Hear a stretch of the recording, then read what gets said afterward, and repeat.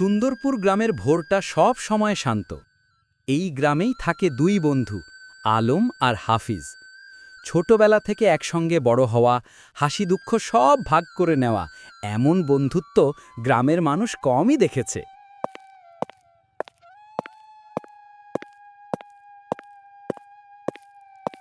আলম, বাজারে গিয়ে কাজটা করে আয় বাবা। সংসারটা তোকে দিয়েই চলছে। ঠিক আছে মা, চিন্তা করো না, আমি ঠিকঠাকই আমার কাজ করব। আর বাজার থেকে আসার সময় বাজার করে নিয়ে আইস। ঘরে তো কোনো বাজার নেই।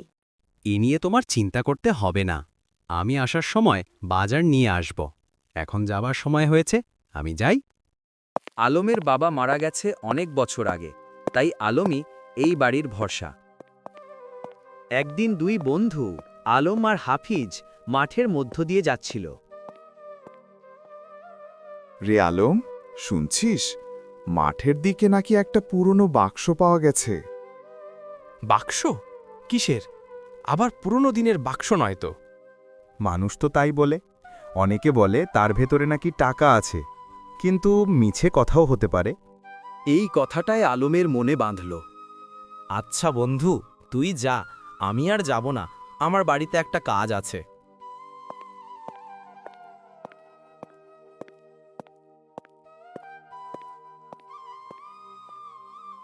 সারাদিন আলমের মাথায় একটাই চিন্তা, যদি সত্যি টাকা থাকে তবে মাকে আর খাটতে হবে না। আমার কি যাওয়া উচিত হবে নাকি হবে না? যাই হোক, অন্তত একবার দেখে আসি কি আছে। রাত হতেই আলম বাড়ি থেকে বেরিয়ে পড়ে। চাঁদের আলোয় আলমের বুক ধড়ফড় করছিল। হঠাৎ নিচে একটা লোহার বাক্স। আরে, এই বাক্সটাই তো মনে হয় টাকার বাক্স। বাক্সটা খুলে দেখি তো কি আছে।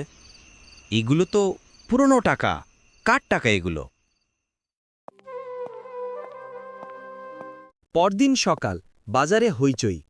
হাফিজের বাবার দোকানে চুরি হয়েছে। হাফিজ, শোন, আমি দেখেছি। গতরাতেই তো আলম ওইদিকে ঘুরছিল। কি বলছেন কাকা? আলম এই কাজ করতে পারে না।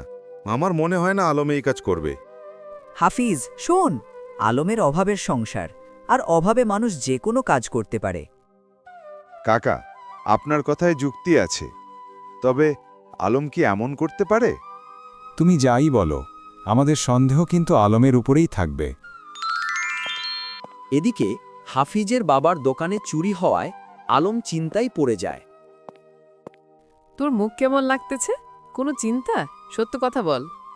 মা, চুরি করি নাই, কিন্তু আমি টাকাও ফিরাই নাই।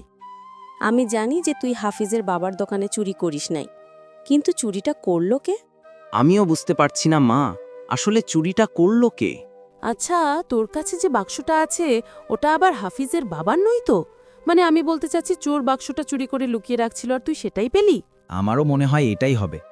আমি কাল হাফিজের কাছে বাক্সটা নিয়ে যাব। হাফিজকে জিজ্ঞেস করব এই বাক্সটা ওদের নাকি। হাফিজ মন খারাপ করে একা বসে আছে। আলম লাজুকভাবে এগিয়ে আসে, বলে, ভাই হাফিজ, তোর বাবার টাকা কি পাওয়া গেছে?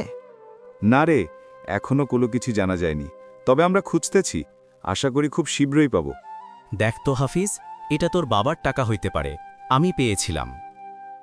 আলম ও হাফিজের কথার মধ্যেই হাফিজের বাবা এসে বলেন, আলম, তুমি যে টাকাটা পেয়েছ ওইটা আমাদের টাকা না। আসলে আমি গ্রামবাসীদের কথায় তোমাদের বাড়িতে গিয়েছিলাম। তোমার মা আমাকে বিষয়টা স্পষ্ট করেছে। রে আলম, তোকে ভুল বুঝছিলাম, তুই আমাকে ক্ষমা করে দে।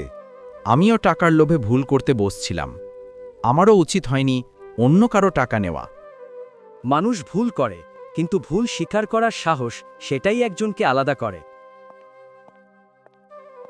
আলম বাড়ি যাওয়ার সাথে সাথে তার মা প্রশ্ন করেন, কি রে, হাফিজের কাছে গিয়ে সবকিছু বুঝিয়ে বলছিস তো? মা, আমি মাত্র হাফিজের বাড়ি থেকে আসলাম, আর আমি বলার আগেই চাচা সব আমাদেরকে বলেন তিনি নাকি তোমার কাছে এসেছিলেন।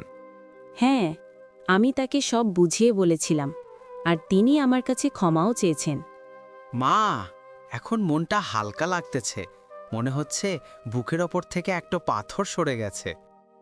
শোন বাবা, তোকে একটা কথা বলি, সত্যের পথটা কষ্টের, কিন্তু মাথা উঁচু করে বাঁচার মতো। এই গল্পের শিক্ষা, জীবনে কখনো ভুল হতে পারে, কিন্তু ভুল ঠিক করাই মানুষকে সুন্দর করে। বন্ধুত্ব, সত্য আর সাহস, এই 3 জিনিসেই গল্পের জয়।